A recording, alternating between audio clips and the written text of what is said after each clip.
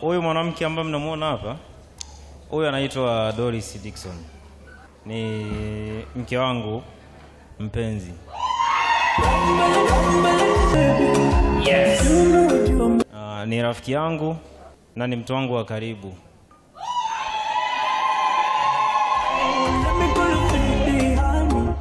Lakini kikubwa zaidi ambacho namshukuru Mungu ni kwamba nimefanya maamuzi haya bila kulazimishwa na mtu, nikiwa na akili zangu timamu.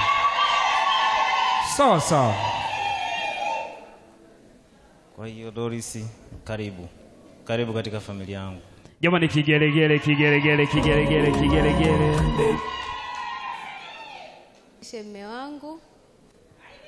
Mume wangu kipenzi. Jamani. Japokuwa amechelewa kunioa jamani. Jamani. Akina mama kigelegele. Ukiona hivyo ujue kwa muda mfupi uliofahamia, mbona ulikuwa wapi? Aliyeko mbele yenu hapa anaitwa, sasa hivi ni Mr. kwa kweli. Huyu ni Mr. Lulimbie, Saidi Lulimbie. Mimi napenda kumuita Lulimbie, hata anapenda nimuite hivyo. Yes, kigelegele. Yes. Mume wangu, asante kwa kunichagua.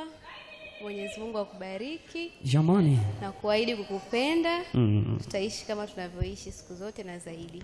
Wasiona wivu kigelegele.